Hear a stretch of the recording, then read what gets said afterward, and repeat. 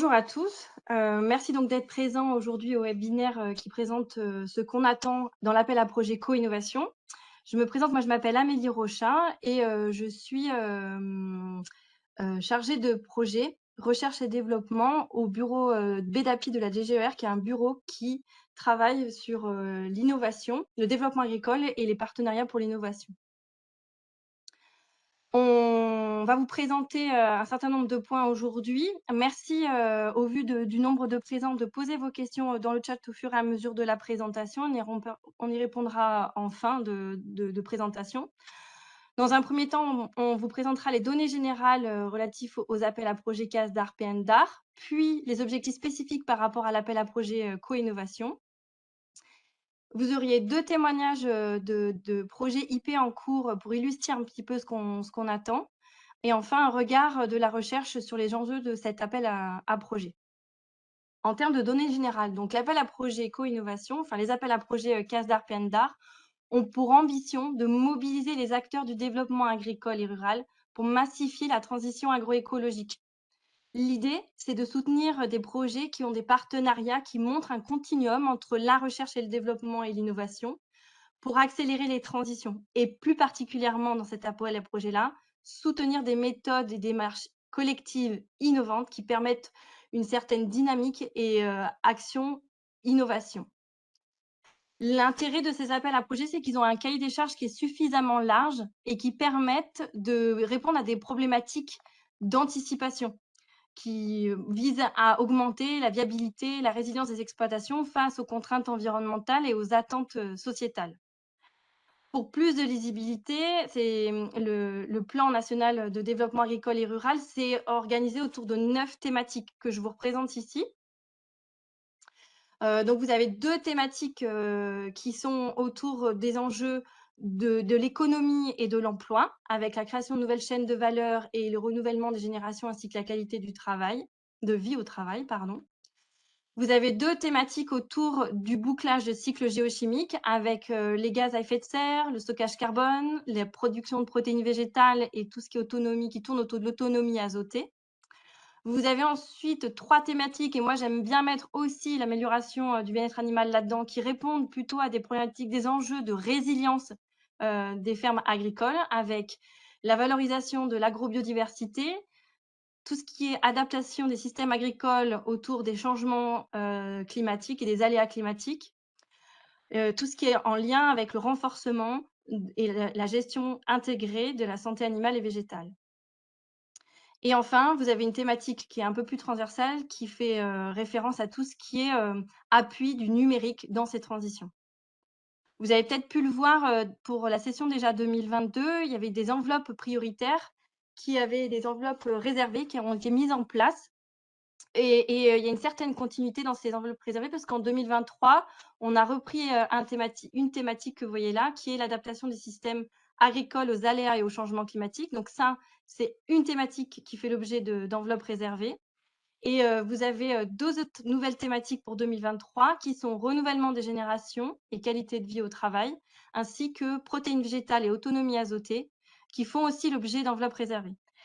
L'objectif de ces enveloppes réservées, c'est d'avoir davantage de projets dans ces thématiques-là, donc du coup un taux de sélectivité un peu plus important et aussi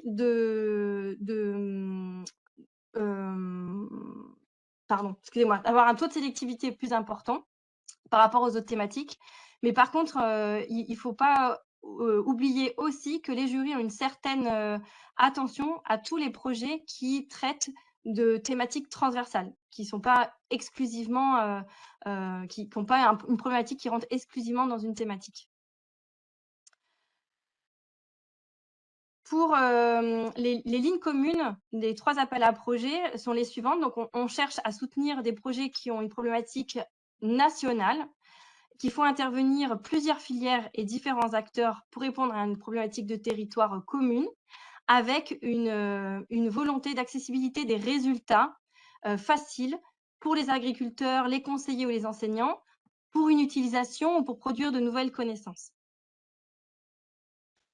Alors, en ce qui concerne les objectifs spécifiques de l'appel à projet co-innovation, quel type de projet on attend dans ce guichet-là? On attend des projets de recherche appliqués, avec des livrables prêts à la fin du projet. On est sur des projets de recherche participative où on cherche à mettre en place de la co-construction, de la co-évaluation et où les livrables sont obligatoirement testés par les utilisateurs finaux, avec un certain nombre d'allers-retours entre le développeur et l'utilisateur tout au long du projet. On cherche des projets qui explorent de nouveaux domaines en mettant au point de manière participative des outils, des OAD, des pratiques, des systèmes, des matériels, des variétés de végétales, donc des projets de génétique un peu plus, des diagnostics, des analyses, ou même des outils qui permettent de renouveler les méthodes de travail ou l'organisation du travail. Donc les livrables peuvent être assez vastes, répondre à des innovations techniques, organisationnelles, économiques ou sociétales. Et hein, on est bien d'accord, ça peut être, vraiment, il peut y avoir des passerelles sur tout ça. On cherche, à ce qu'il y ait, des démarches, que dans les démarches qui soient conduites, on mesure l'impact, qui est, l'impact auprès des bénéficiaires finaux, du projet.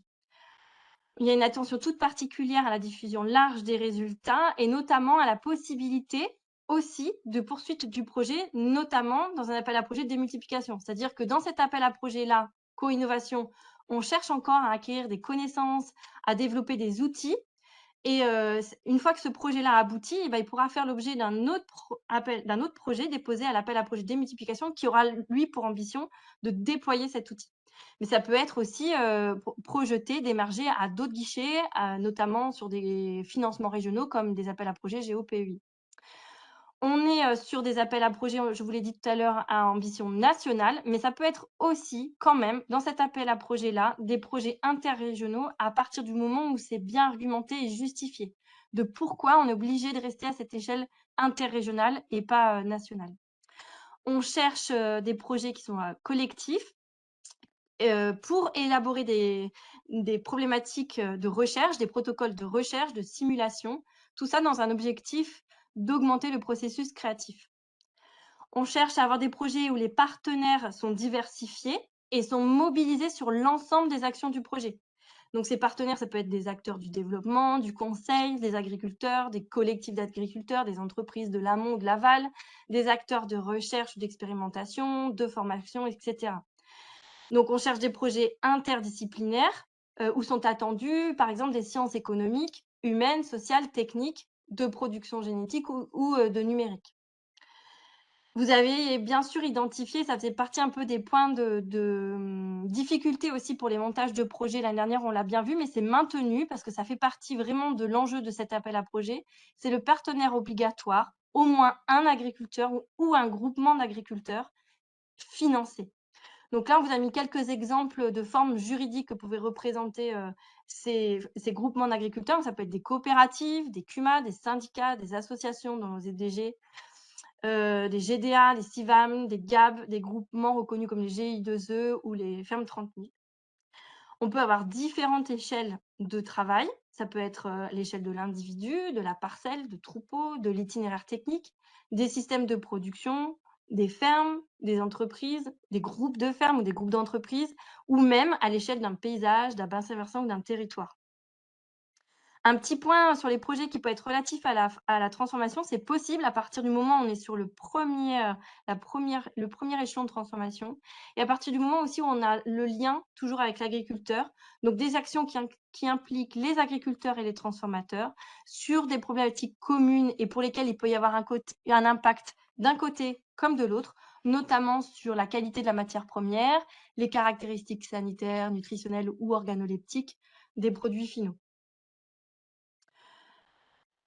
On peut aussi avoir, des projets, qui, mettent, enfin on souhaite, qu'il y ait aussi dans ces projets une application de l'innovation sur le terrain. L'idée, c'est vraiment que ce projet serve à démontrer la faisabilité de cette innovation-là, en application, notamment avec les agriculteurs partenaires du projet. L'idée, c'est d'apporter des solutions collectives aussi à la diversification, qui est un des leviers, de la résilience.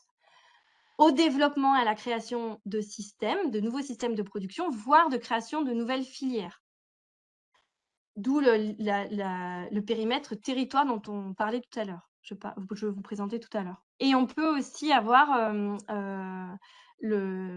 l'idée d'avoir des projets qui mobilisent, qui appliquent ou qui développent des méthodes de conception collaborative pour répondre à des problèmes non résolus, notamment de reconception de systèmes. Donc l'idée, c'est vraiment d'avoir des projets collectifs, collaboratifs, qui permettent de répondre à des problématiques complexes. On a ressorti là 3 projets, 3 exemples de lauréats 2022 qu'on voulait vous présenter pour vous donner un petit peu l'état d'esprit de ce qui avait été apprécié et retenu par les jurys. Donc, un premier projet qui concerne la filière production animale, sur la complémentarité de différents élevages. Un deuxième projet en grande culture, qui étudiait le levier sol et sa fertilité comme un levier de l'agroécologie. Et un troisième projet qui est dans la filière maraîchage et arboriculture, qui met en avant différents leviers de agrobiodiversité, de différentes méthodes de vente et de transformation. Donc, je vais vous les développer un petit peu rapidement ici pour que vous voyez un petit peu plus l'ADN de ces projets-là. Donc, le premier, c'était accroître la complémentarité ovin-bovin pour plus de résilience, un projet Accomplir, qui est porté par l'IDEL, où on cherche à étudier la complémentarité entre l'élevage ovin-viande, bovin-viande ou ovin-lait, bovin-viande. L'objectif de ce projet, c'est d'obtenir des données techniques, économiques, environnementales, sociétales, de synergie de ces élevages-là, et de voir dans quelle mesure on est dans une optimisation de cette complémentarité. L'objectif est également d'acquérir des références, pareil, techniques économiques, environnementales et sociétales, de synergie de collaboration interferme, c'est-à-dire que cette complémentarité ne peut se raisonner à l'échelle de l'exploitation, mais pas seulement, également entre exploitations à l'échelle d'un territoire. La question qui se pose dans ce projet-là, c'est comment on gère la biomasse herbagère, quels sont les risques sanitaires associés à cette complémentarité d'élevage, quelles sont les utilisations mixtes possibles des bâtiments et des équipements, et comment on organise le travail et les relations entre les fermes partenaires de cette collaboration. Les livrables attendus, c'est des solutions opérationnelles de complémentarité de ces élevages-là, toujours dans un objectif de résilience, et la création d'outils de conseil adaptés. Et tout au long de ce projet, on voit qu'il y a une participation des agriculteurs à la fois dans l'imagination des modèles de conduite et d'organisation inter- et intra-ferme, dans le choix des indicateurs et de leur suivi, dans la mise en place des essais comparatifs, dans l'évaluation de ces essais-là, dans le test d'outils de formation et de conseil qui sont construits au fur et à mesure du projet, et dans la réalisation d'outils de communication. Le deuxième exemple, c'est un projet donc en grande culture qui s'appelle Transisol, porté par Terre Innovia, qui a pour objectif de créer des tableaux de bord opérationnels co-construits, évaluant les services attendus de la fertilité des sols pour piloter la transition agroécologique. Donc, on est là sur l'identification d'un levier qui est le sol et son évaluation de fertilité pour avoir une gestion durable des ressources naturelles, avec une approche tout au long du projet, une approche d'anticipation et d'adaptation pour éviter les échecs et maîtriser les risques. Donc, l'objectif de ce projet, c'est d'obtenir des données technico-économiques, environnementales et sociétales sur de nouvelles stratégies de production et de gestion des sols, tout en prenant en compte que, au fur et à mesure de l'expérimentation, le sol il va changer de fonctionnement, et comment les données techniques, elles évoluent aussi au cours du temps. Trouver des outils qui aident à la conception de systèmes, à leur évolution et au pilotage des services attendus. Alors, les services attendus, la question qui se pose dans ce projet-là, c'est comment les services attendus du sol, qui peuvent être la disponibilité en nutriments, la résistance à l'érosion, tout ce qui touche à la réserve utile du sol, etc. Comment ces services attendus permettent une robustesse, une résilience des cultures, une autonomie en termes d'intrants et une durabilité des exploitations. Les livrables attendus, c'est un arbre de connaissances des relations de cause à effet entre les pratiques culturales et ces fameux services attendus liés au sol. Les outils évolutifs de pilotage pour favoriser ces services attendus. Des tableaux de bord opérationnels pour aider à concevoir de nouvelles stratégies de production. des méthodologies pour bâtir, outiller, piloter une démarche de gestion adaptative des sols. Et du coup, tout au long du projet, on voit apparaître 6 réseaux d'agriculteurs qui suivent, différentes étapes et actions du projet. Ils sont présents lors de l'imagination des stratégies de production. Ils sont présents lors du choix des indicateurs, la méthode de suivi de ces indicateurs-là et la participation à ces suivis. Ils sont présents aussi dans la construction des tableaux de bord, dans la mise en place des essais, dans la participation aux analyses et au pilotage des évolutions pas à pas de ces différents systèmes qui sont mis en place. Ils testent aussi des outils de formation et de conseil qui sont créés au fur et à mesure du projet et réalisent des outils de communication. C'est co-réalise à chaque fois, hein. Là, je fais un focus sur les agriculteurs et groupements d'agriculteurs, mais c'est de la co-réalisation à chaque fois, on est bien d'accord. Enfin, le dernier exemple sur les lauréats 2022 qui ont été retenus, là, on est plutôt sur la filière maraîchage et arboriculture. C'est un projet qui s'appelle Divers Act, qui est porté par le GRAB. L'idée, c'est de préserver l'agrobiodiversité des territoires en maraîchage et en arboriculture, en misant sur des actions de valorisation, utilisant des méthodologies participatives et impliquant de nouvelles stratégies de distribution et de transformation. L'objectif de ce projet-là, c'est d'obtenir des données écologiques, techniques, économiques, environnementales et sociétales sur de nouvelles stratégies de production, mais aussi de transformation et de commercialisation. C'est d'acquérir aussi des références agronomiques, nutritionnelles, organoleptiques et de rusticité sur les variétés et du coup leur production, hein, les produits des variétés, afin d'avoir un panel plus large de critères de choix de ces variétés au moment de leur mise en production. Les questions qui se posent dans ce projet, c'est comment les différents leviers que je vous ai énumérés en dessous là, qui sont la biodiversité de production, voire même le décloisonnement de ces filières, donc qui sont le maraîchage et l'arboriculture. Comment le levier choix variétal, le levier mode de transformation avec l'étude d'assemblage de différents produits liés à une commercialisation différente ou non. Comment le levier sensibilisation des consommateurs, donc comment tous ces leviers-là, combinés ou non, permettent une meilleure résilience des systèmes de culture. Les livrables. Moi, Oui, je crois que le diapo défile plus. Excuse-moi, c'est Sylvie. là vous êtes, j'étais ici, ça s'appelle Divert Act. Je pense qu'il y a des gens pour lesquels ça ne défilait plus. Ah, et toi tu vois Je suis ça? dés Bah, moi, je voyais le dernier, oui, c'est ça. Divert Act avec Grab en haut. OK. Les livrables, attendus pour ce projet-là, c'est des fiches de scénarii de production, transformation, commercialisation, des fiches techniques, méthodologiques pour améliorer l'agrobiodiversité, des systèmes productifs et des fiches de critères élargis pour choisir ces différentes variétés, mises en production.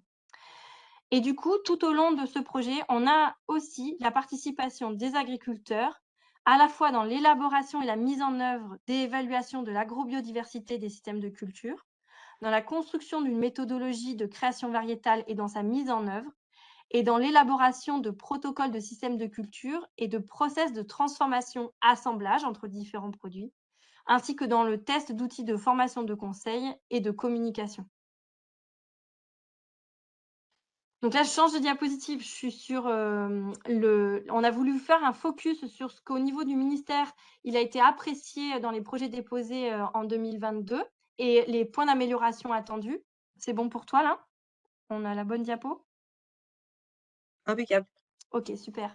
Donc du coup, les points positifs qu'on souhaitait mettre en avant, par rapport au projet lauréat déposé, en 2022, c'était une construction, scientifique, technique et méthodologique qui était rigoureuse, et qui émanait de besoins du territoire et de la profession, des approches multifilières et un argumentaire et une bibliographie de qualité. Les points d'amélioration attendus pour 2023, c'était de maintenir, d'avoir une attention toute particulière sur la cohérence, la diversité des partenaires et leur nombre par rapport à la problématique traitée, aux enjeux et aux ambitions et dont, bien sûr, la présence des agriculteurs ou de groupements d'agriculteurs, financés. Ce qu'on souhaite aussi, c'est qu'il y ait une répartition des actions, du projet entre partenaires et qu'on voit bien le lien de complémentarité entre elles. Éviter des fonctionnements en silo où chacun prend une action, mais comment plutôt chacun en apporte sa plus-value par rapport à la problématique traitée dans cette action-là, l'action 1, 2, 3 du projet.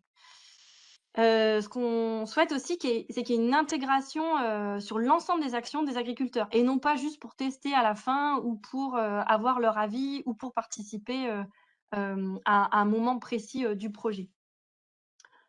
Le choix des indicateurs aussi est important, des indicateurs de réalisation, de résultats, de moyens d'impact, et il y a une attention toute particulière des jurys sur ce point-là. Et enfin, des projets qui aient vraiment une approche globale, systémique, sans oublier la partie économique de l'étude, avec des approches de reconception plutôt que de substitution.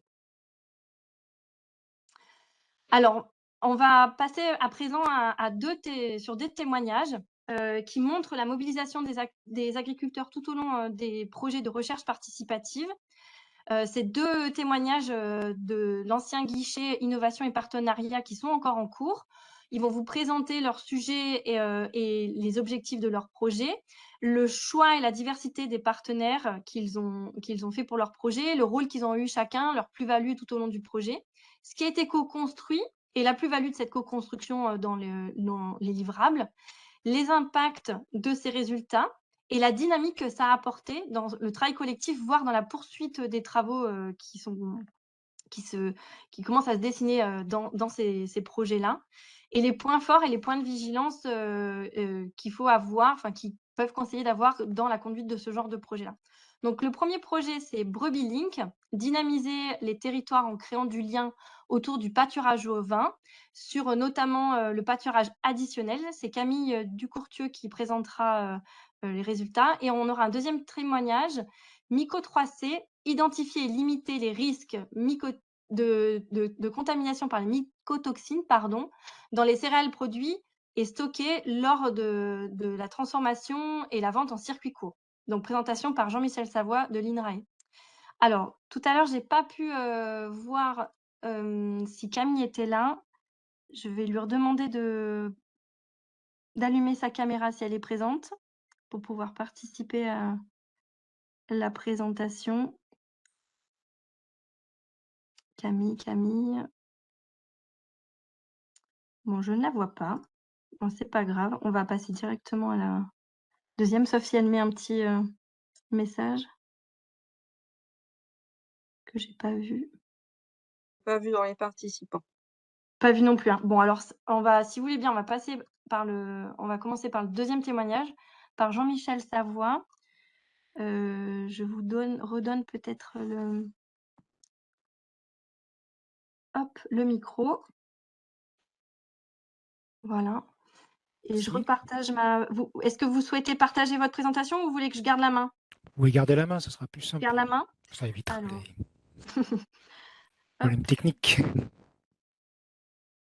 Donc voilà, est-ce que vous voyez bien présentation qui s'appelle Myco 3C? Voilà, sauf que là, c'est la fin. Ah pardon, merci. Voilà. C'est à vous. Merci. Bonjour à tous. Oui, donc, comme il a été dit, hein, c'est un projet qui ne suit pas totalement, finalement, les directives là, actuelles, puisqu'il a été mis dans l'ancien système. Mais globalement, donc, enfin, moi, je travaille à INRAE, je suis directeur de recherche, mais le chef de file, c'est l'ACTA, avec chef de projet, effectivement, qui est l'ITAB. Simplement, les personnes n'étaient pas disponibles aujourd'hui pour présenter ce projet, donc je le fais bien volontiers. Alors, tout d'abord, on va introduire un petit peu de quoi il s'agit. Hein. Donc, tout le monde ne connaît peut-être pas forcément ce que sont les mycotoxines et quels peuvent être les problèmes. Donc, les mycotoxines sont des produits, des métabolites secondaires qui sont produits par des champignons. Donc, certains sont des champignons phytopathogènes qui s'attaquent aux plantes, donc aux champs. D'autres aussi sont des champignons opportunistes qui se développent pendant le stockage, quand il y a des conditions climatiques favorables à leur développement. Et aussi, donc, d'une part, il faut savoir que dans le problème des mycotoxines, c'est que la présence du champignon peut être un problème de phytopathologie sans qu'il y ait trop de mycotoxines. Et inversement, on peut trouver des grains, puisque là on est dans le cadre des céréales qui paraissent sains, mais qui ne sont pas mais qui sont effectivement contaminés par des mycotoxines. Donc c'est un problème qui est au-delà de la présence d'une moisissure, donc, que d'un grain, disons, moisi ou pourri. Dans les filières classiques, grande culture, les opérations sont fractionnées. Et finalement, il y a plusieurs opérateurs et chaque opérateur, quand ce sont des gros opérateurs, s'assure que ce que lui livre l'opérateur précédent est de bonne qualité. Et donc, il y a un certain nombre de contrôles de ces qualités. Et parmi ces contrôles de qualité, il y a des dosages de mycotoxines qui sont réalisés, puisqu'il existe une réglementation européenne, donc appliquée en France aussi, pour un certain nombre de ces mycotoxines, avec des doses maximales à ne pas dépasser. Donc, disons que dans ces grands systèmes d'agriculture traditionnelle, il y a ces contrôles, même si de temps en temps, effectivement, ces contrôles ne pouvaient pas être représentatifs de toute une cargaison, il y a forcément des difficultés. Là, on s'est posé la question et elle a été identifiée, notamment donc, par les collègues de l'ITAB, la question que pouvait-il se passer dans le cadre de ces contaminations en mycotoxines, dans ce qu'on appelait circuits courts pour simplifier, mais en fait, c'est les productions de céréales qui sont stockées et transformées à la ferme ou dans des des petits ateliers artisanaux regroupés effectivement autour d'un certain nombre de fermes. Dans ce cas-là, effectivement, il n'y a pas de contrôles qui sont faits. Et en recherchant vraiment dans la bibliographie, on s'est rendu compte qu'on ne trouvait pas de données suffisantes pour pouvoir aider les agriculteurs, en tout cas les collègues de l'ITAB, de pouvoir aider les agriculteurs et les orienter dans les bonnes pratiques ou les pratiques qui soient adaptées à leurs conditions particulières autour de cette question de mycotoxines, qui est une question de qualité, de qualité sanitaire des aliments, donc une question sanitaire, mais également qui peut devenir une question économique aussi pour les agriculteurs si leurs lots sont finalement refusés ou s'ils ont par des commercialisateurs finaux. C'est pour ça que je dis circuit court, c'est pas seulement circuit court, c'est surtout transformé, et la commercialisation n'étant pas prise en compte dans notre système. Donc pour ça, eh ben, on a réuni un partenariat assez large, puisque donc vous avez à droite, sur le bas, en bas à droite, une petite carte. Donc vous voyez là aussi qui couvre à peu près plusieurs régions de France. Donc il nous manque effectivement l'est de la France. Mais en tout cas, on a essayé de couvrir plusieurs régions de France et puis surtout donc différents types de partenaires. Donc vous avez sur la gauche des partenaires donc académiques avec l'INRAE comme principalement, donc moi-même qui suis donc une unité qui s'appelle Mycologie et sécurité des aliments. Donc on travaille énormément sur les questions de mycotoxines.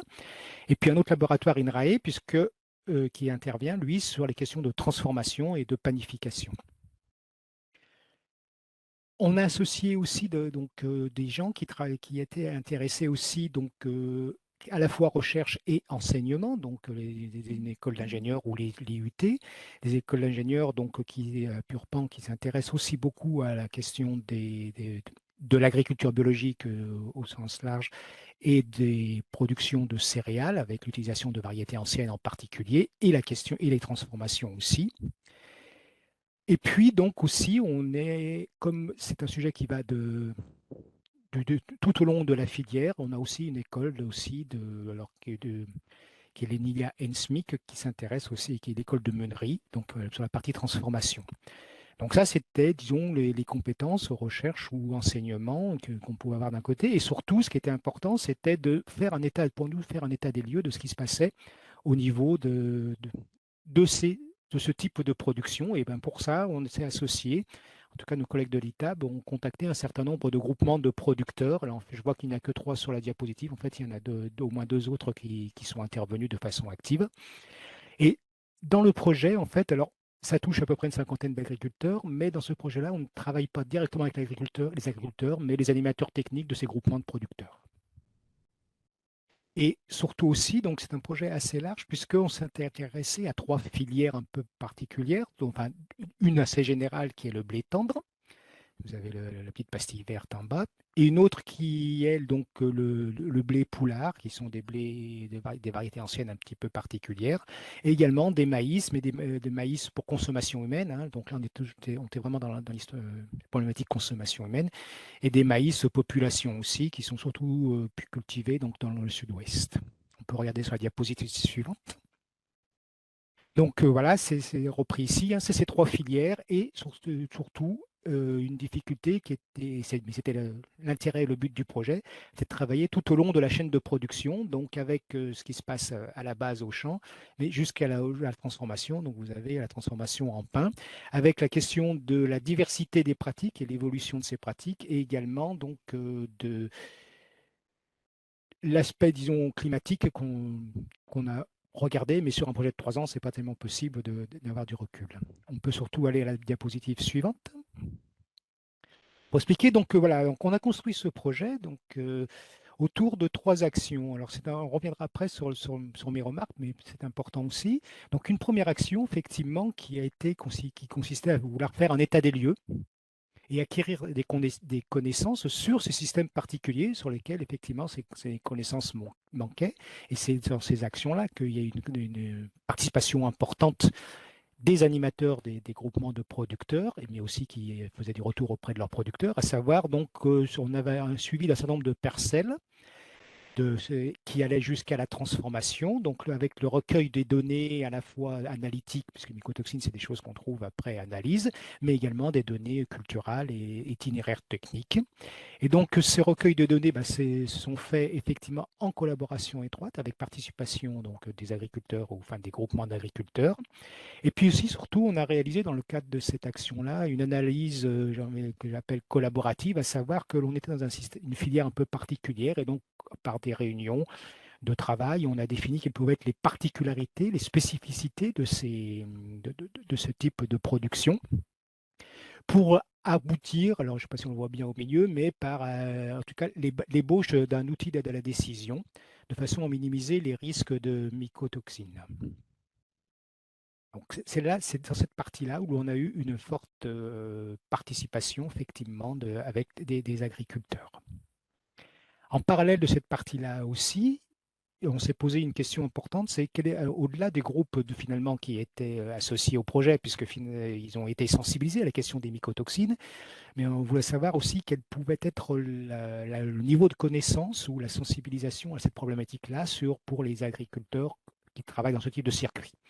Alors, ce que l'on a fait, c'est qu'on a travaillé avec les écoles d'ingénieurs ou les IUT aussi, pour donner cette question d'enquête en projet tutoré à des étudiants. Et des systèmes d'enquête ont été testés donc mais de façon locale. Et l'un des livrables, l'une des sorties sera de pouvoir réaliser une enquête beaucoup plus large en mobilisant effectivement les groupements d'agriculteurs biologiques en particulier de différentes régions.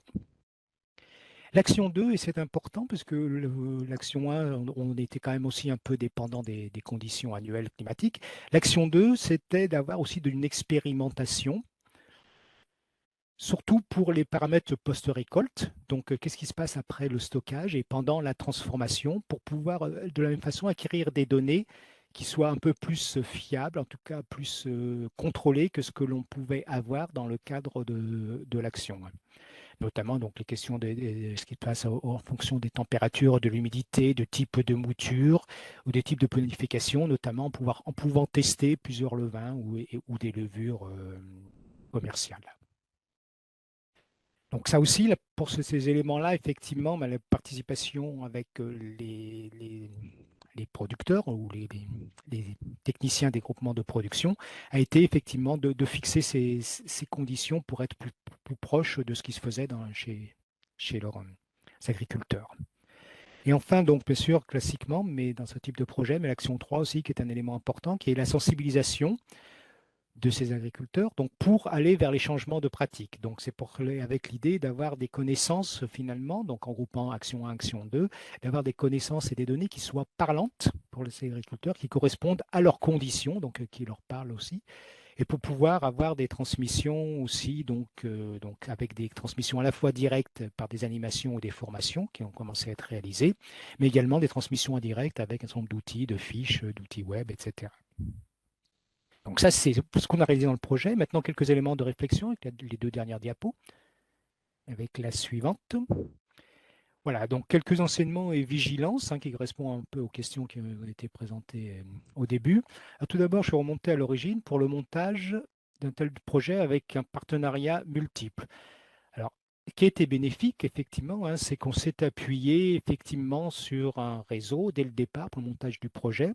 Et puis au moins avec deux copilotes, et on avait un copilote effectivement au niveau de l'ITAB et moi-même pour monter ce projet.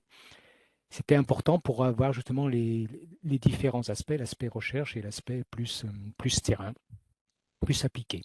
Et surtout, ce projet a vu le jour parce qu'il est né au sein d'un RMT qui s'appelle RMT Casapreuve, donc où déjà des réflexions en amont depuis quelques temps avaient déjà été mises en place. Alors, un regret, effectivement, donc il n'y a pas eu de co-construction du montage du projet avec les agriculteurs ou avec leurs représentants, les animateurs des groupements d'agriculteurs, tout simplement parce que le temps est toujours compté, même si on voulait le faire au départ, on n'a pas pu le faire à cause des délais. Donc voilà pour le montage du projet.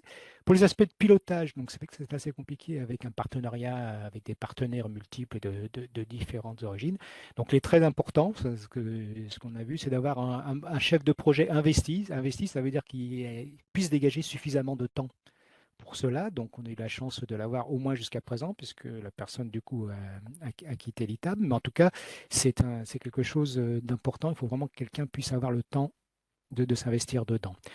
Alors, dans notre cas de particulier, donc, vu qu'on passait par les animateurs des groupements de producteurs, ben, il y a eu un turnover très important à l'intérieur de ces groupes, de personnel dans ces groupements, ce qui fait que ça a limité et ça nous a ralenti beaucoup pour les questions de suivi. Et puis, donc en plus ou moins, donc, les agriculteurs étaient plus ou moins, de ces groupements, étaient plus ou moins intéressés par la thématique. Alors en fait, on a eu un effet régional très important, à savoir que donc par exemple en Haute-Loire, qui était un lieu de prélèvement, sur les 2 années d'études, ils n'ont pas eu de mycotoxines dans leurs céréales. Donc finalement, leur intérêt était assez limité pour la thématique, puisqu'ils ne voyaient pas d'intérêt, alors que dans le sud-ouest, effectivement, on a reçu un écho et des demandes d'information et de participation de la part des agriculteurs. Alors, les durées du projet, dans le cadre d'un projet comme ça, donc, il était fixé au départ sur 3,5 ans. Bon, en plus, il y a eu des limites avec la période Covid. Mais finalement, donc, ben, il y a peu de répétitions, pardon, il manque un S, pour une culture annuelle où il y a un fort effet, où il y a de forts effets climatiques, ce qui fait qu'on n'a pas pu avoir, par exemple, de mycotoxines dans le cadre de la Haute-Loire. Donc ça, ce sont des limites. Donc ça veut dire, pour passer ces limites, effectivement, et qui est toujours prévisible, il est important dans la construction du projet, justement, d'avoir une partie qui soit moins dépendante du terrain et des conditions extérieures et qui peuvent permettre effectivement d'acquérir des données et de progresser quand même vers les objectifs. Donc c'était notre action 2 là, dans le cadre de Myco 3C. Et puis ben, finalement, on se rend compte que toute la partie valorisation qui nécessite plus de temps et de travail que ce que l'on avait programmé initialement. Donc ça c'est pareil, c'est une remarque que je partage comme ça. Quelques remarques diverses aussi. Donc, on est dans un secteur, nous on a travaillé avec un secteur un peu particulier, avec l'opposition un petit peu entre tradition et innovation finalement, et les motivations au changement ne sont pas faciles à stimuler dans le cadre d'un risque, le risque de contamination mycotoxine, qui n'est pas visible avant qu'il y ait un incident particulier et fort qui apparaisse. Donc, bon, voilà, ça c'est une remarque mais à voir aussi. Et aussi, donc, il y a des questions aussi, donc le participatif que j'ai mis en opposition à ce qu'on peut appeler l'assurance qualité recherche, puisqu'on s'est heurté dans un cadre de projet comme ça aussi, notamment à quelques difficultés par rapport à la qualité des échantillonnages qu'on a pu avoir au niveau des fermes, même s'il y avait eu des consignes importantes données, ou à la fois sur l'échantillonnage ou sur la relevée des pratiques. Voilà, donc c'est un point de vigilance. Et la dernière pour terminer, pour ne pas être trop long. Je suis déjà un peu long, mais comme il manquait quelqu'un, c'est bon. Voilà, donc les dernières diapositives, s'il vous plaît. Enfin, j'y suis déjà, moi. Euh, J'ai pas plus que ça.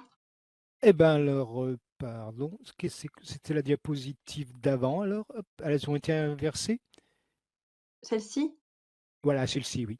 Pardon, peut-être qu'elles avaient été inversées, voilà. Oh, je ne sais pas si c'est pas. Donc, ce qu'apporte le projet, effectivement, donc, on parlait d'innovation. Alors, moi, je considère qu'il n'y a pas de réelle innovation, à savoir un nouvel objet, une nouvelle méthodologie importante, une nouvelle technique de production pour ces agriculteurs. Par contre, il y a une confirmation du rôle de certains facteurs et de données et de certains facteurs donc, qui peuvent intervenir sur la contamination. Et surtout, on a des données de référence nouvelles et sur lesquelles on peut s'appuyer, qui correspondent vraiment aux situations de ce type d'exploitation, sur lesquelles on peut s'appuyer effectivement pour accompagner les agriculteurs vers un changement de pratique, avec l'idée, de toute façon, et ce qui est important pour ce type de filière, c'est que l'amélioration de la qualité sanitaire des produits consommés est quelque chose qu'ils doivent prendre en compte, et ça devient aussi des arguments pour pouvoir communiquer sur la qualité de leurs produits, le fait de prendre en compte, de mettre en œuvre, pardon, les bonnes pratiques associées à ça. Donc un certain nombre de livrables qui vont venir, à savoir des publications scientifiques quand même, parce qu'on a pu avoir des résultats scientifiques, et surtout donc en destination des filières, donc des fiches techniques, des supports de formation pour les enseignants aussi, un outil d'évaluation du risque donc utilisable par les agriculteurs, comme je vous avais montré un petit peu au début, et surtout en pointant aussi les leviers possibles. C'est des leviers qui existent déjà, mais qu'il faut qu'ils activent. Aussi, ce qui était paru important, c'est qu'il y a un besoin de sensibilisation et de formation donc qui se fait pour les agriculteurs associés, mais qui devra être élargi, je pense. Donc là, il y a une réflexion en cours là-dessus. Et puis aussi, ce projet, finalement, il aura permis d'identifier des questions spécifiques à une filière ou une région agricole. Et donc, on réfléchit aux moyens pour construire les réponses à ces questions spécifiques. Donc, par rapport à ce qui était dit, il fallait quelque chose de national. Donc là, on avait dans ce projet un balayage très large, mais finalement, il a permis de soulever des questions qui, elles, peuvent être plus régionales. Voilà. Très bien, merci beaucoup. On vous entend pas. Merci. Ah, vous m'entendez mieux là? Toujours pas. Non. Ah bon. Et là? C'est bon? Merci beaucoup, Monsieur Savoie. Du coup, il y a Camille du Courtieu qui nous a rejoint. Donc, je vais vous donner vous ouvrir le micro. Vous avez une petite fenêtre qui s'est affichée normalement sur laquelle il faut cliquer.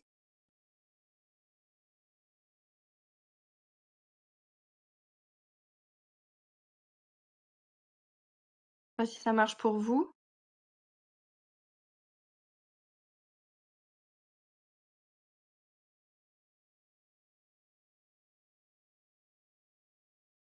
Non, j'entends rien.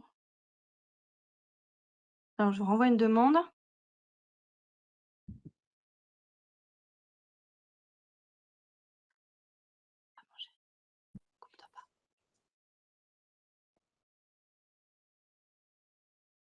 Alors, Camille, est-ce que vous arrivez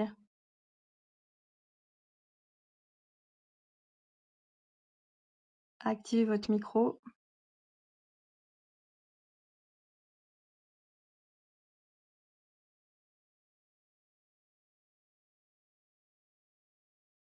Bon, je suis désolée, Camille.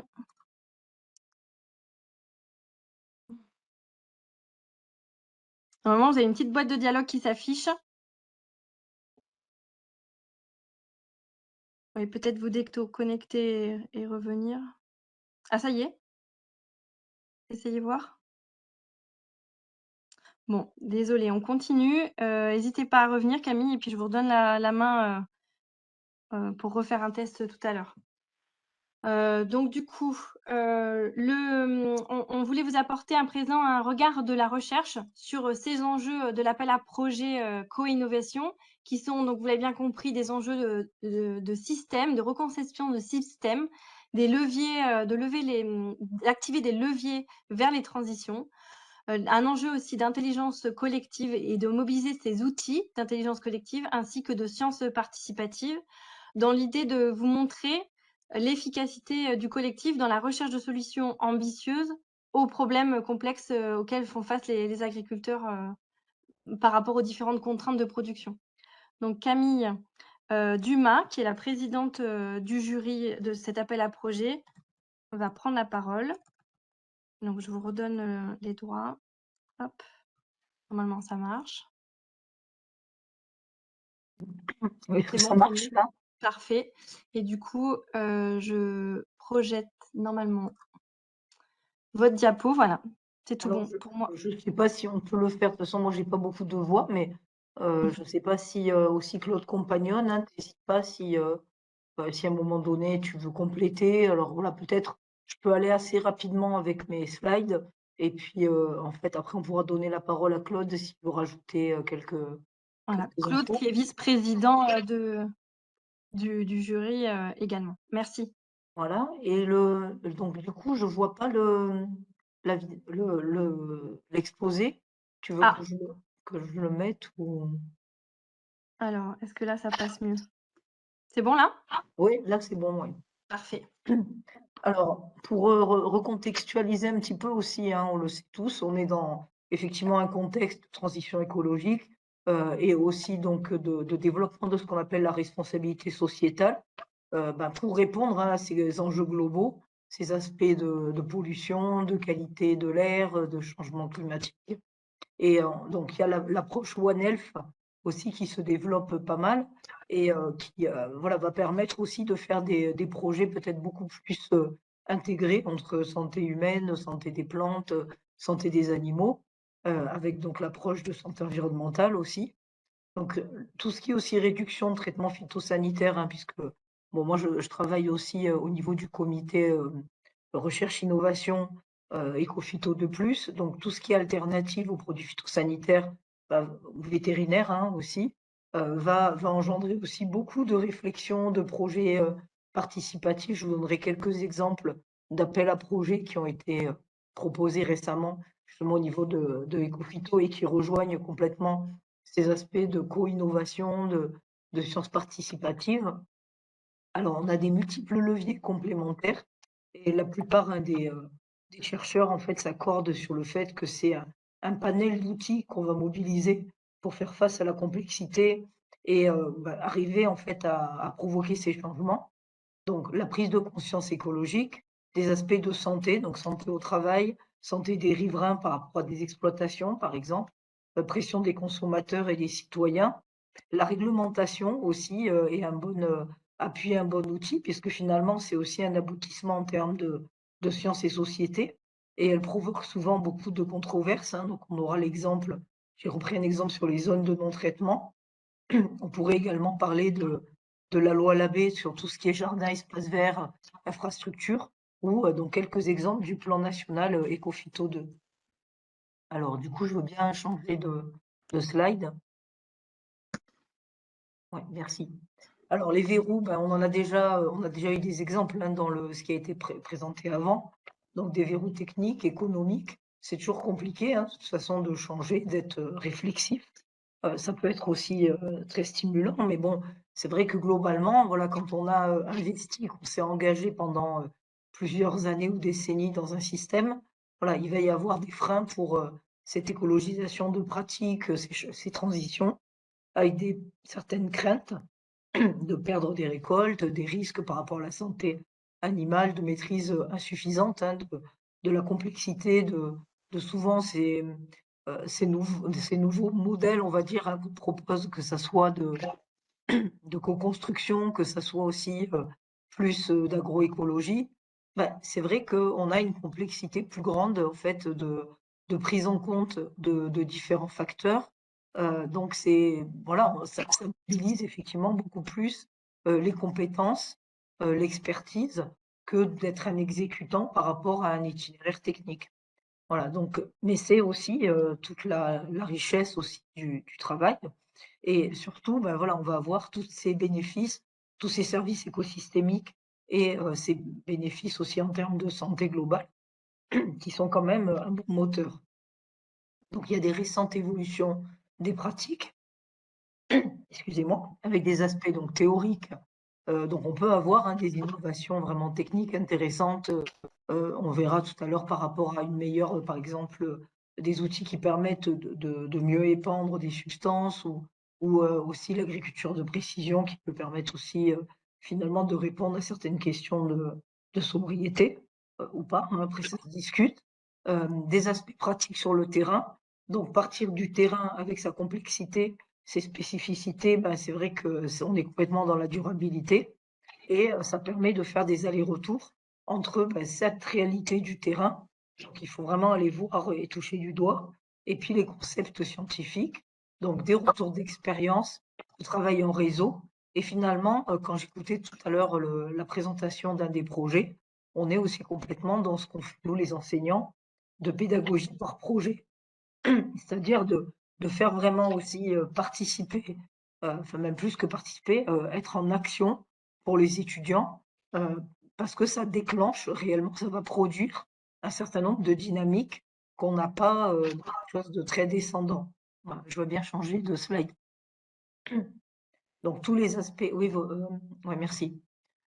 Donc l'intérêt en fait des aspects organisationnels et d'intelligence collective, c'est que ça va donner du sens, hein. Donc on peut parler de différents types de justice alimentaire, environnementale, voilà, des aspects d'inclusion qui permettent de donner de la place aussi à des alternatives.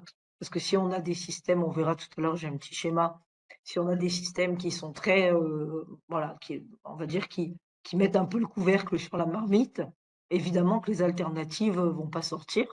Le partage des valeurs et des risques, puisque là aussi, il vaut mieux mettre en place des systèmes gagnant-gagnant, et ça va rassurer les agriculteurs pour des changements de pratiques, les exploitants, enfin, les acteurs en général. Donc des règles co-construites dès le départ, respectées. Donc ça rejoint aussi des aspects de démocratie procédurale, considération des arguments. Et donc tout ça va participer à de la durabilité, au-delà de controverses et de la complexité, hein, puisqu'on parle voilà, beaucoup de controverses et complexité, mais très souvent, il y a quand même des controverses qui peuvent aussi être, pas réglées, mais je veux dire qui peuvent avancer quand déjà on arrive à peut-être vraiment avoir un vocabulaire commun et au moins pour partie certains enjeux aussi communs. Donc là, je vous donne l'exemple de l'appel à projet de recherche, innovation, action pour et sur l'engagement des parties prenantes. Donc là, c'est dans Ecophyto. Et donc, c'est un appel à projet qui permet de répondre aussi en partie à ces aspects de comment mettre autour de la table différents acteurs de la filière et du système, on va dire, qui vont permettre vraiment à des agriculteurs de pouvoir mettre en place des changements parce qu'il y aura de la production, mais il y aura aussi de la grande distribution, il y aura aussi les assurances, voilà, et donc c'est tout le système qui peut, à un moment donné, fonctionner différemment, ensemble. Ouais, je veux bien changer, merci. Voilà, donc là, je vous ai fait un petit schéma à partir de travaux aussi de collègues, Château-Renaud, qui travaillent beaucoup sur, les alternatives, justement, et plutôt dans le côté de, pourquoi finalement, c'est difficile des fois de mettre en place des alternatives. Bon, moi je suis d'un naturel plus peut-être optimiste, je sais pas si c'est lucide, mais en tout cas, voilà, j'ai essayé de voir comment, voilà, dans l'autre sens, on avait des ressorts donc en lien avec l'intelligence collective qui allait favoriser ces transitions agroécologiques. Donc un climat de confiance et de respect avec la valorisation de tous. Donc voilà, les agriculteurs sont en difficulté aujourd'hui, la plupart, hein, avec des aspects d'image et peuvent être agressés. Donc ça, évidemment qu'il faut les soutenir et voilà, être ensemble aussi par rapport à cette production alimentaire. Des projets donc en interactivité, pouvoir d'agir de tous. Et par exemple, j'ai cité les chartes paysagères qui se développent beaucoup en viticulture et qui permettent, voilà, par le biais du paysage qui est, finalement partagé par tous, de donner aussi, peut-être avoir, des aspects plus positifs de la production, voilà, donc viticole dans ce cas-là. La reconnaissance de l'engagement, ça peut être avec des labels, tout ce qui est aussi infrastructure agroécologique, les relations assertives sans dette et soumission, partage équitable des moyens, tout ce qui est aussi une meilleure connaissance du travail des agriculteurs, des éleveurs. Donc ça peut être de l'agrotourisme, ça peut être des sites web, l'assurance aussi, la création d'autonomie, de santé. Donc par exemple, à Dinafour, on a lancé pas mal de projets comme Coterra, qui est avec des agriculteurs dans le Comminges. Et là, il y a vraiment ce côté de co-construction dès le départ. Donc, c'est financé par l'Agence de l'eau. Donc, c'est pas par le guichet co-innovation, mais en tout cas, ça rejoint complètement les objectifs. Et les aspects de santé globale aussi sont très présents. Des projets aussi d'agriculture urbaine peuvent créer des dynamiques de co-construction, de rassembler différents acteurs autour de la table. Donc, par exemple, en Occitanie, on a la zone agricole protégée, ZAP, qui est un dispositif qui permet d'avoir vraiment sacralisation, on va dire, des activités agricoles dans une zone. Les encouragements, les critiques constructives, la réflexivité, etc. Ben là, c'est tout ce dont on a parlé de co-construction des pratiques. La réglementation, hein, toujours, je reviens aussi à la réglementation, parce que c'est un point important pour les agriculteurs, les éleveurs, et donc finalement, intégrer aussi des fois des réflexions pour éclairer ces réglementations, les rendre plus justes, plus applicables. Ça, c'est quelque chose aussi de très concret, de très pragmatique, qui peut intéresser, embarquer voilà, des différents acteurs. Donc les divergences de points de vue et les conflits en sociologie, hein, voilà, Claude Compagnon pourra en parler mieux que moi, sont normaux. Hein. On s'inscrit dans de l'amélioration continue. On pourrait parler aussi de dispositifs de qualité, mais c'est en fait des conflits dans le sens aussi d'argumentation, quoi. C'est pas, voilà, c'est des conflits sains et argumentés. Je veux bien changer de slide. Ouais, merci, je veux bien changer. Voilà, alors là, je vous ai fait une Ah, petite pardon. blague.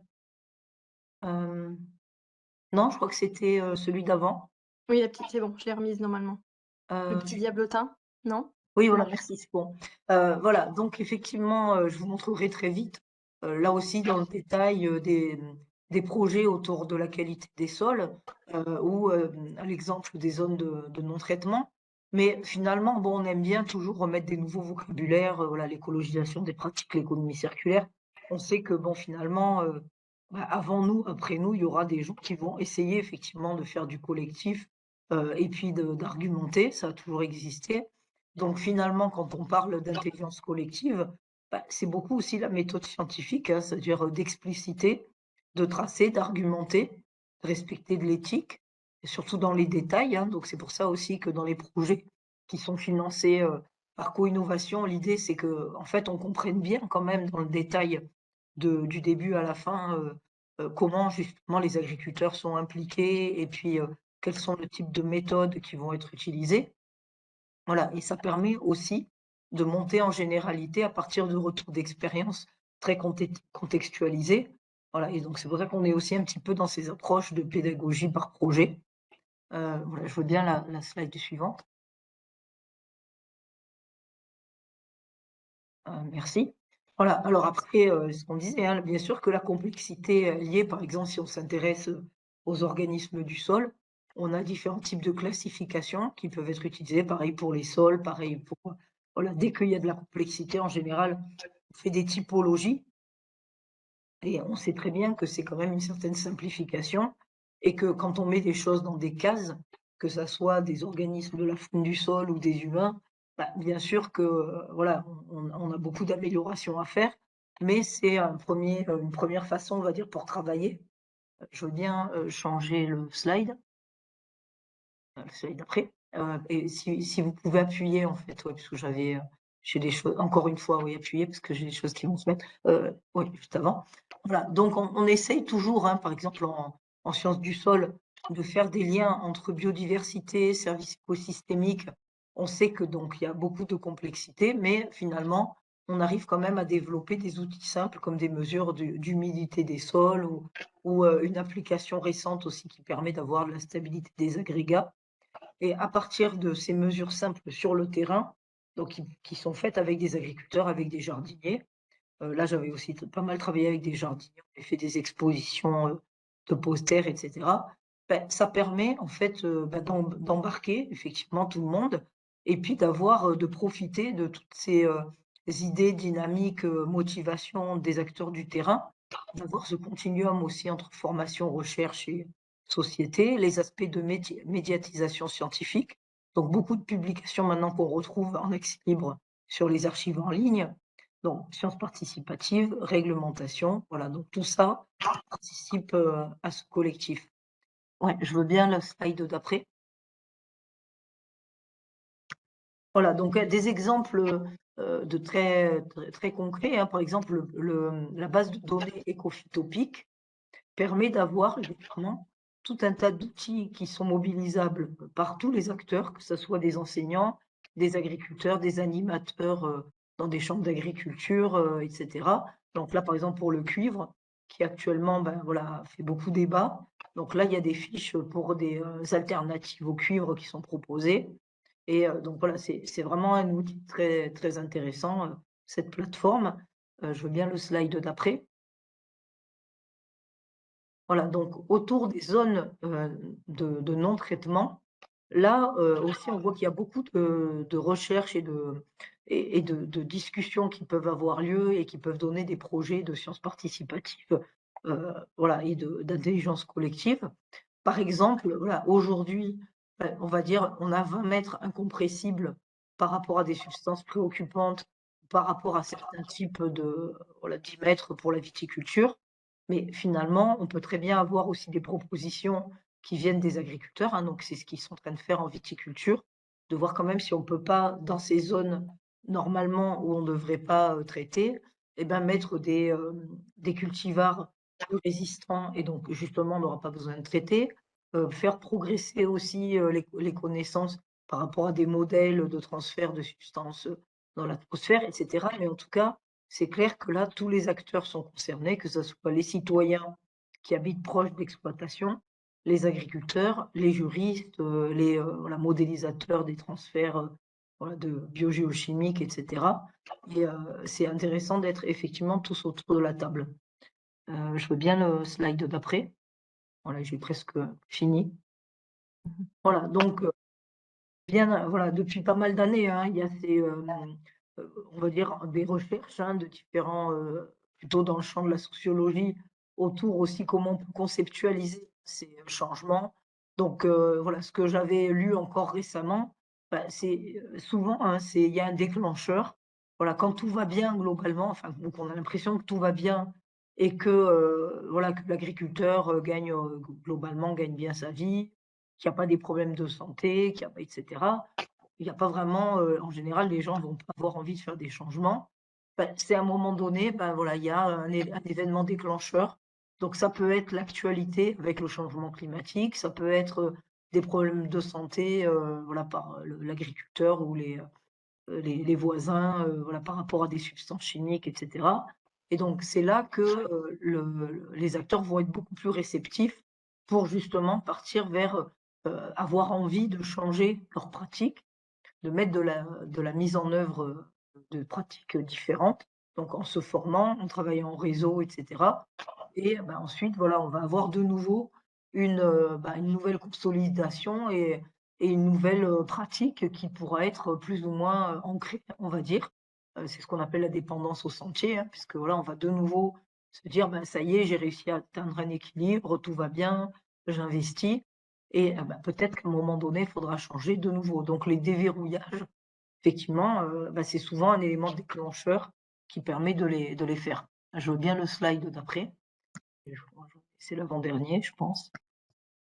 Et donc actuellement, par exemple pour les pesticides, c'est vrai qu'il y a pas mal de chercheurs à l'INRAE qui sont plutôt maintenant à dire allez, donc allons-y vraiment dans le zéro pesticide, sinon on s'en sortira pas. Donc on est plutôt dans la reconception, donc essayer de vraiment repenser l'intégralité du fonctionnement pour répondre à des nouvelles exigences, donc en termes de santé environnementale, en termes aussi économiques, hein, voilà, moins d'intrants en général, bénéficient davantage justement des services écosystémiques. Donc les changements sont plus importants et longs à mettre en œuvre. Mais voilà, effectivement, c'est peut-être de toute façon la meilleure solution, puisque si on essaye de changer que par un petit bout, par étape, on voit bien que c'est pas rapide du tout. Voilà. Et donc finalement, la reconception, c'est ce qui est plutôt quand même poussé actuellement dans les transitions agroécologiques. Voilà, et je veux bien la dernière slide. C'était peut-être la Pardon. dernière? Ouais. Voilà, et donc là, j'ai repris aussi un document récent de 2021 sur les politiques donc de responsabilité sociétale des entreprises et la transition agroécologique.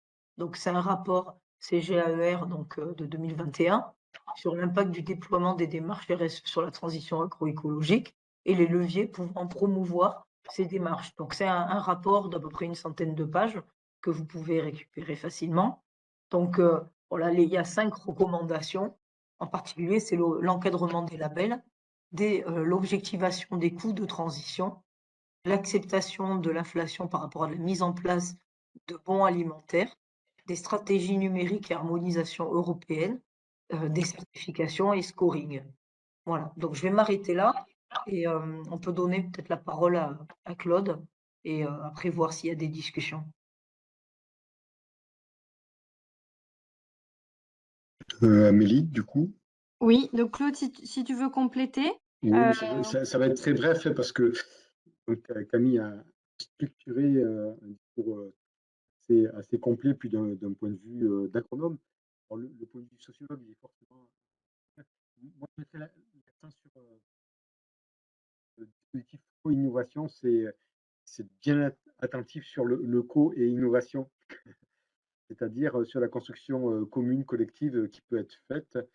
Et cette construction collective pouvant aller eh bien, simplement au recueil de données faites par les uns et puis une recherche ou une technique qui est élaborée par d'autres, jusqu'à des opérations de co-construction où la problématisation, la conduite de la recherche et puis la diffusion des résultats se fait très précisément entre différents partenaires et en particulier, dans ces partenaires, eh bien, on peut aller jusqu'aux usagers eux-mêmes.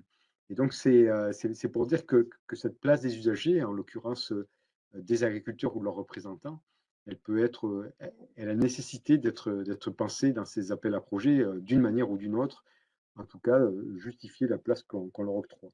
Donc, je vais pas aller plus loin, et je voulais juste dire aussi que je suis comment dire, le garant scientifique d'une certaine manière d'un MOOC qui s'appelle Conseil et Innovation, auquel j'ai fortement contribué et qui est financé par la coopération agricole et qui sera actif à partir de février. Et en fait, dans ce MOOC sont présentées toutes les questions eh bien, de diffusion, de construction collective de connaissances, de traque des connaissances ou des informations, et du coup, le rôle que peuvent jouer différents acteurs. Et c'est un MOOC qui définit précisément aussi tout ce que peuvent être des innovations et la manière dont on peut les envisager, et qu'est-ce que c'est que les démarches aussi de diffusion des innovations. Donc, si j'encourage les uns et les autres à pouvoir, ce MOOC sera sans doute actif à partir de mi-février, fin février, et en tout cas les uns les autres, c'est une source d'information d'un point de vue conceptuel sur ce que l'on peut entendre par innovation et co-innovation. Je m'arrête là. Mmh. Très bien, merci beaucoup pour ce complément. Du coup, je vous remettais là aussi les modalités de dépôt de projet donc sur le site de France Agrimaire. Je vous ai remis le lien ici, en vous rappelant que les dépôts sont possibles jusqu'au 15 février 2023 et que pour toute question, vous avez un mail générique ici, appel à projet co-innovation@franceagrimaire.fr sur lequel vous pouvez envoyer vos questions. Et je m'excuse encore du coup pour Camille Ducourtieu qui devait intervenir et du coup on n'a pas réussi à régler le problème technique. Et projet Borobiline qui était très intéressant, mais du coup vous avez la petite fiche d'identité qui était sur la présentation qui sera accessible par l'intermédiaire de l'enregistrement. Du coup on va passer aux questions. Il y en a un petit peu moins que lors des derniers webinaires, c'est peut-être parce qu'on est de plus en plus précis, tant mieux. En tout cas, il y avait une question par rapport à l'échelle des projets. Il n'y a pas de préférence sur des projets qui multiplient différentes échelles d'études.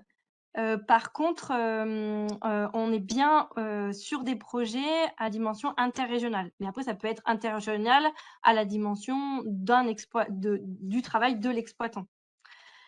Et pour ce qui est de la base de rémunération sur laquelle on peut s'appuyer pour financer le partenaire agriculteur, groupement d'agriculteurs, je vais laisser répondre Rémi Proust, sachant que en fait, il n'y a pas que la rémunération de l'agriculteur qu'on peut financer, il y a aussi la prise de risque par rapport aux essais mis en place ou autres. Donc, Alors, je vais répondre à la place de France Agrimaire. C'est plutôt une question financière et administrative, hein. Mais oui, les consignes de cet appel à projet qui vous obligent effectivement à embarquer un groupement d'agriculteurs comme partenaire recevant du financement font que logiquement vous vous posez ces questions-là du financement. Alors, qui dit groupement d'agriculteurs dit effectivement s'ils sont partenaires que vous pouvez financer directement via une convention fille, hein, entre le chef de file et le groupement d'agriculteurs, le temps d'animation, s'il y a un animateur à ce groupement. Donc ça, c'est simple, c'est du salaire. Via ce groupement peut être financé du défraiement, des frais de déplacement. Le groupement est dépositaire d'une somme financière et ensuite les agriculteurs qui font les déplacements et qui ont du temps de déplacement sont dédommagés sur la base de frais réels par ce groupement. Voilà. Mais aussi, et c'est ce qu'on vous préconise, effectivement, la question c'est de comment prendre en charge le temps de travail et, entre guillemets, la perte de rendement et le risque que l'agriculteur, du coup, va prendre, ou les agriculteurs vont prendre dans un projet comme ça. Le plus facile en termes de... Alors, il n'y a pas de méthode unique, hein, mais le plus facile, d'après nos différentes expériences, c'est de les passer en prestation de service sur base d'une facture que l'agriculteur envoie soit au groupement partenaire, soit directement au chef de file. Cette facture prenant en compte via un forfait à la fois voilà, une base salariale qui peut être modulée par la surface que l'agriculteur met en essai, éventuellement le temps de travail. Et ce forfait devant, chacun d'entre vous devant être du coup à l'origine de la définition et donc expliquer à France Agrimaire, aux financeurs, comment vous avez défini ce forfait en vous alignant très souvent sur les rendements et les rémunérations qui sont constatées dans le bassin versant ou dans la filière dans laquelle l'agriculteur est engagé. L'idée, c'est de ne pas créer une économie de rente, hein, avec cette prestation de service pour que ce soit plus attractif de faire du projet que de mettre en culture, mais bien d'avoir une forme de logique pour que la prise de risque elle soit attractive pour l'agriculteur. Donc, effectivement, s'il y a un petit bonus, mais chacun d'entre vous, chacun des chefs de file est responsable de la définition de ce forfait de prestation avec voilà, une petite note à 4 qui est joint à la somme des factures lorsque vous justifiez de ces coûts auprès de France Agrimaire, ce qui permet d'expliquer votre base salariale, sur quel critères vous l'avez pris. C'est la meilleure façon, à notre avis en tout cas aujourd'hui, de prendre en charge ces frais-là, s'il y a des frais directs, puisque s'il y a une partie évidemment liée à la parcelle. Voilà. Donc vous retrouverez ces informations notamment dans la FAQ qui est sur le site de France Agrimaire.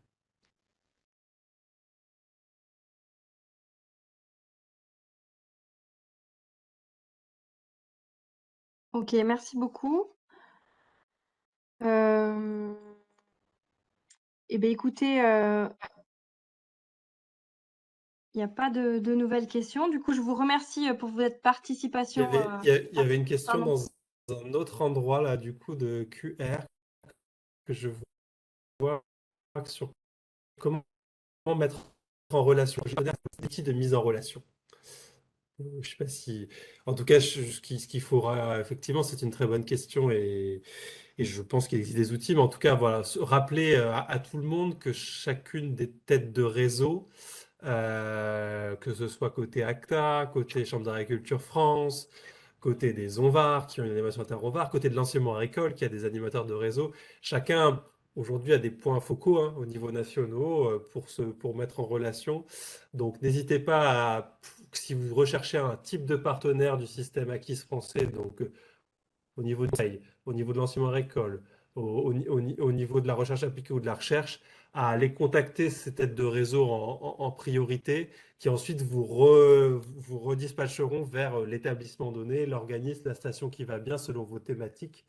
Voilà, donc notamment pour l'enseignement agricole, il y a un collectif de 10 animateurs de réseau par type de thème de projet qui s'appelle Réseau Thème. Là, donc vous trouverez sur Google hein, en tapant Réseau Thème les adresses qui vous permettent, voilà, par exemple, d'identifier voilà, 2, 3 établissements qui sont engagés sur les questions de bien-être animal en système ovin, ou 1 ou 2 sur l'adaptation au changement climatique en filière vitie, etc. Et pareil côté ACTA, pareil côté Chambre d'agriculture France, vous avez ces points focaux qui sont à votre disposition. Il y avait une question aussi sur les exploitations des lycées agricoles et oui, elles sont considérées comme des exploitants à part entière, des agriculteurs à part entière. Oui, c'est des établissements publics en termes de statut juridique.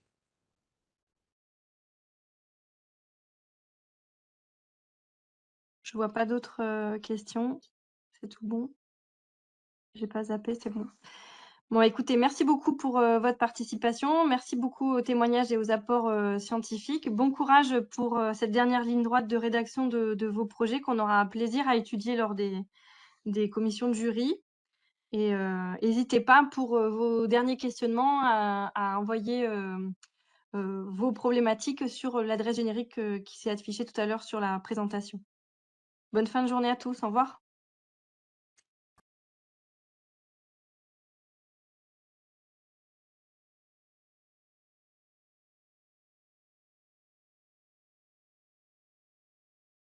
Témoignage donc numéro 2 concernant le webinaire sur l'explication des appels à projets co-innovation. Donc, lors de ce témoignage seront présentés le sujet et les enjeux de ce projet, le choix et la diversité des partenaires, leur rôle, leur plus-value tout au long du projet, dont le lien qu'on peut avoir particulièrement avec les agriculteurs ou les groupements d'agriculteurs ou les conseillers, ceux qui sont en première ligne, ce qui a été co-construit, la plus-value de cette co-construction, les impacts de ces résultats et de la dynamique de ce travail collectif pour la poursuite des travaux, et les points forts et les points de vigilance qu'on peut conseiller sur ce genre de projet de co-innovation. Donc, témoignage du projet Brebilink était un projet IP, innovation et partenariat.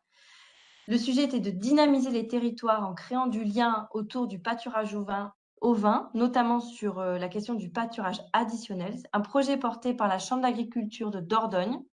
Donc, Camille Ducourtieu va nous présenter les contours. Donc, je vous laisse la main pour Oui, présenter. je vais partager mon écran.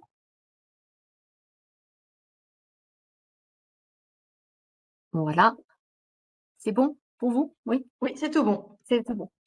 Donc le projet Brebilink, c'est un projet qui a débuté en 2018 et qui s'est finalisé en juin 2021. Son objectif, c'était de travailler sur l'amélioration des connaissances et puis promouvoir le pâturage au vin sur les surfaces additionnelles dans le grand sud-ouest de la France. Alors, qu'est-ce que le pâturage des surfaces additionnelles? C'est le pâturage de surface complémentaire à la surface fourragère principale des exploitations ovines et qui va offrir une ressource fourragère supplémentaire aux troupeaux. Donc, les différentes surfaces externes à la surface fourragère principale qu'on a étudiée, ce sont les vergers, les couverts végétaux, les grandes cultures, les vignes, les prés dans le cas notamment de mise en pension dans le Pays basque, par exemple, chez des éleveurs ovins qui vont chez des éleveurs bovins. Et enfin, tout ce qui est forêt, zone de déprise agricole, où là, on a des enjeux notamment assez forts sur tout ce qui est risque incendie. Donc voilà les contours principaux du projet. Ensuite, alors, pourquoi ce projet Brebilink? Donc c'est une pratique qui, on va dire, est réémergente dans le sud-ouest de la France. On rencontre, donc nous, conseillers agricoles, on rencontre des éleveurs qui font de plus en plus, on va dire, repâturer dans des vergers.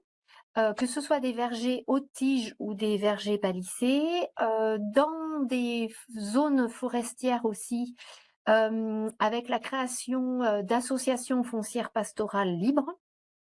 On rencontre ça dans l'Aude, dans la Dordogne par exemple. Et puis aussi une pratique qui a le vent en poupe, qui est le pâturage dans les vignes, avec des viticulteurs qui sollicitent des bergers de plus en plus pour aller pâturer les interrants et donner une image commerciale intéressante pour eux. Et enfin aussi du pâturage dans des intercultures où là, il y a des enjeux phytosanitaires importants. Donc ça, c'est toutes ces pratiques qui étaient assez régulières historiquement et qui se sont perdues en gros dans les années 40, des pratiques qui avaient disparu et qui là reprennent de l'ampleur. Alors, donc nous les conseillers agricoles, alors, plus spécifiquement les conseillers au vin, on est rassemblés dans des réseaux, et notamment le réseau des chambres d'agriculture et de l'Institut de l'élevage qui travaille sur les réseaux INOSIS. Donc c'est des réseaux qui travaillent sur la mise en place de références technico-économiques.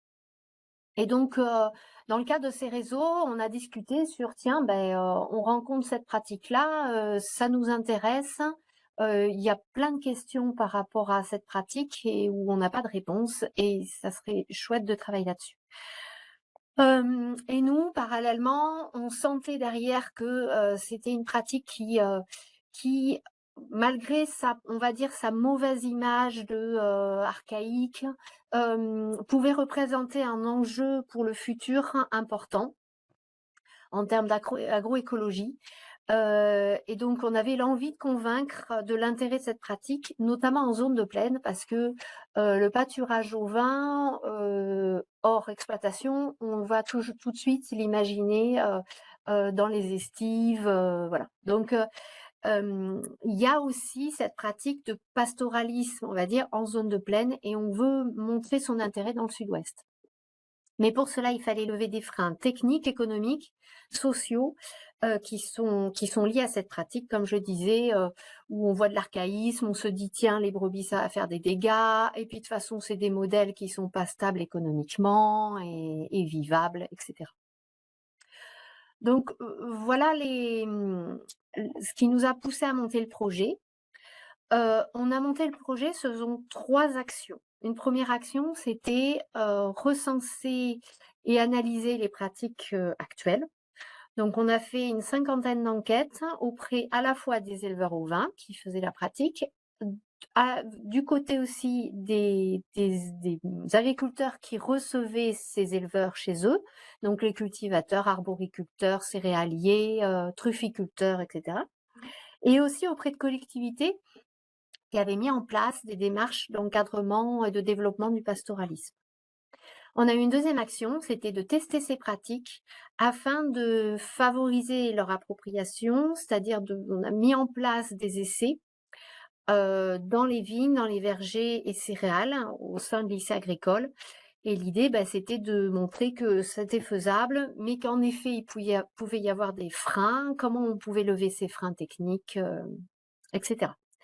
Et la dernière action, c'était de favoriser les liens au sein du territoire à travers la diffusion de supports techniques, d'outils d'aide à la mise en relation. Donc là, c'était construire des outils pour que les agriculteurs passent le pas et se mettent à la pratique.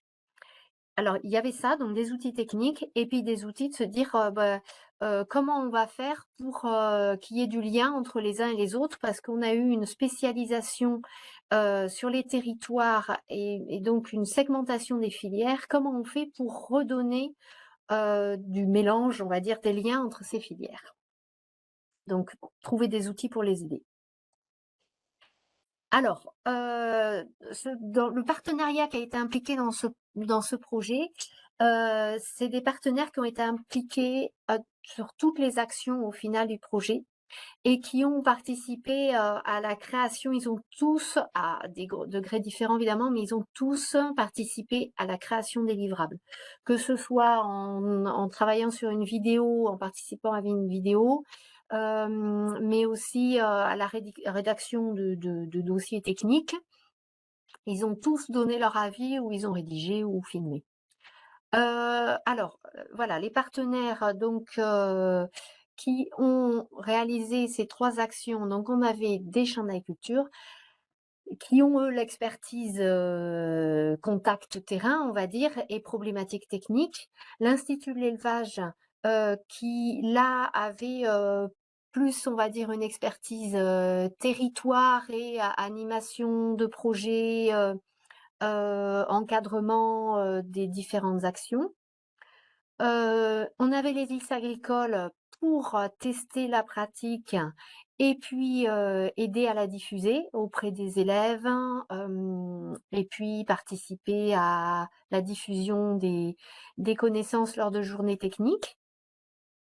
On a eu aussi des écoles supérieures comme l'école vétérinaire de Toulouse ou Bordeaux Sciences Agro qui là ont fait travailler des étudiants, ont fait aussi des travaux sur des points très spécifiques comme les notions de mycotoxines par exemple, où là on n'avait pas du tout de compétences, que ce soit à l'Institut de l'élevage ou en chambre d'agriculture.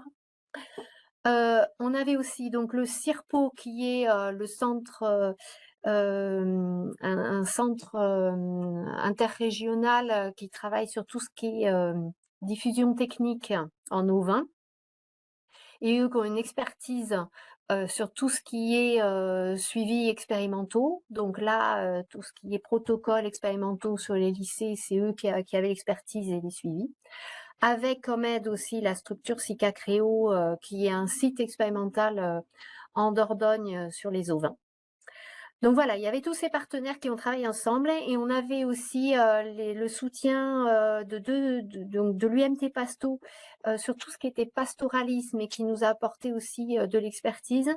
Et puis le RMT Spice, enfin Spicy maintenant, qui lui aussi a beaucoup travaillé sur les partenariats et les interactions culture-élevage, et donc qui nous a suivis tout au long du projet. Et qui maintenant encore diffuse nos travaux et suit la suite de notre projet Brebis-Link, quoi. Alors, donc on a mis en place des outils qui ont été co-construits pour accompagner les agriculteurs et les conseillers. On a fait en premier lieu un guide technique pour expliquer la pratique. Donc là, ça a été fait à partir des compétences techniques des différents partenaires du projet, mais aussi des agriculteurs, puisque on est allé les faire témoigner, on a enquêté auprès d'eux, on les a pas mal mobilisés, on les a intégrés donc à nos documents techniques et on leur a fait valider tout ce qu'on avait rédigé par rapport à ce qu'ils nous avaient dit. On a fait aussi ce qui s'appelle ce qu'on a appelé le guide de partenariat. Et ça, pour le construire, c'est un guide qui a pour but d'aider les éleveurs et les producteurs à s'entendre pour mettre en place la pratique. Donc derrière, il n'y a pas de juridique parce qu'il nous manquait des compétences, mais on a quand même proposé des conventions types. Et puis voilà, des points d'alerte, attention quand on met en place le pâturage additionnel, quels sont les points auxquels il faut faire attention pour que ça se passe bien des deux parties. Là, ça a été fait, la construction de ce guide a été fait à partir d'échanges au sein de groupes de travail où on avait invité des agriculteurs pour avoir leur vécu et qui nous disent « Ah mais dans ce guide de partenariat, ça serait bien de signaler ça, etc. » On a aussi rédigé un guide de pastoralisme pour accompagner les projets à l'échelle territoriale. Donc là, ça a été fait à partir d'échanges collectifs aussi avec les collectivités territoriales, des usagers qu'on avait invités. Et puis aussi, une grosse source qui nous a permis de faire tous ces livrables, c'est quand même nos 50 enquêtes de base qui ont été très, très riches pour nous. Et enfin, nous avons réalisé des vidéos de sensibilisation où là, comme je vous l'ai dit, tout le monde a bien participé avec des prises de vue qui ont été réalisées par les différents partenaires qui ont fait donc des prises de vue dans les fermes enquêtées, sur les sites de démonstration. Et donc, on avait aussi même des partenaires du projet qui témoignaient dans ces vidéos. On a aussi réalisé des articles et puis des interventions en webinaire, en séminaire, en journée technique, voilà, tout ce qui, bon, ça qui est domaine du classique dans le cadre des projets, mais voilà, là, tout le monde a été aussi sollicité chez les différents partenaires. Et donc, tous ces livrables sont disponibles sur le site de la Chambre d'agriculture de la Dordogne. Alors, quel est le bilan pour nous et les évolutions du partenariat? À l'heure actuelle, le bilan du projet, c'est qu'on est actuellement sollicité toutes les semaines par que ce soit des étudiants, agriculteurs, techniciens et même collectivités, pour soit intervenir dans le cadre de journées techniques, de webinaires, ou sinon même pour concrètement les accompagner dans des projets de mise en place de pâturage additionnel. Donc ça peut être une collectivité qui nous appelle, un éleveur qui cherche des surfaces, voilà, on est régulièrement sollicité. Et puis, on est aussi sollicité pour faire des formations, pour intervenir en formation, c'est très régulier. Alors voilà, les outils aussi du projet, ils sont souvent demandés et on a des retours positifs sur ces différents guides. Et alors, on était tellement sollicités avec un goût de, entre guillemets, d'inachevé avec Brobilink, on a donc obtenu le CASDAR Interagi Plus, qui est donc lauréat 2021, pour poursuivre les travaux de Brobilink. Alors là, c'est plus axé pâturage. Il n'y a pas que ovin, il y a aussi bovin. Et là, on a recentré sur le pâturage des intercultures, plus spécifiquement sur les intercultures, avec un changement de territoire où on est monté un peu plus au nord, on ne s'est pas cantonné qu'au sud-ouest. Et là, on a élargi notre partenariat parce qu'on avait encore des questions en suspens, par exemple, notamment sur tout ce qui était juridique, parce qu'il y a des vides juridiques par rapport au pâturage additionnel. Donc, on a maintenant, dans le projet Interagi Plus, l'université de Poitiers qui nous a rejoints. Et on a aussi AgroParisTech et l'ACTA qui, eux, vont nous apporter une approche plus expertise territoire et cartographie, notamment pour tout ce qui est outils de mise en relation, parce qu'on n'est pas arrivé dans Brobilink à faire cet outil de mise en relation au niveau national. Alors, il y a des outils qui existent à l'heure actuelle, mais ils ne nous satisfont pas complètement. Donc voilà, on veut travailler là-dessus. Et puis, dans notre premier projet, on était sur une approche alors animale et agronomique, mais il nous manquait des billes sur l'agronomie, donc on a rajouté aussi des compétences en agronomie de plus largement que dans Brobilink. Et puis, on s'est ouvert aussi sur des structures qui sont là pour faire de la démultiplication de la technique, donc les coopératives et aussi les GI2E. On s'appuie sur un GI2E et puis sur 2 coopératives, comme par exemple Océalia qui ont voilà, des activités larges et peuvent diffuser la technique et aider à la mise en place de la pratique. Voilà, alors pour finir, quand même quelques points de vigilance.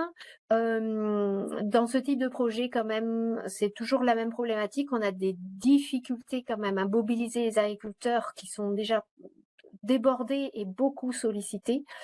Et souvent, voilà, quand on monte un projet, on est sur des notions de pratiques assez émergentes et particulières. Donc, on tombe sur des gens qui sont prêts à tester des choses et on retombe un peu, entre guillemets, sur toujours les mêmes, quoi. Donc, on les sollicite, on les ressollicite, voilà. Donc, c'est pas facile pour eux. Et puis, aussi, ce qu'il faut, voilà, faire attention, c'est faire très tôt participer les partenaires dans un projet sur, qu'est-ce qu'on va faire comme livrable et comment on va les faire. Parce que souvent, on attend d'avoir tout fait pour se dire: «Bon, ben, maintenant, on construit à partir de toutes nos données» et puis on arrive à la fin du projet, hop, il reste, 4 mois et vite, et comment on fait? Et voilà. Donc ça, il faut faire attention parce que ça peut être compliqué. Voilà, j'en ai fini, par rapport à cette présentation de projet. Voilà.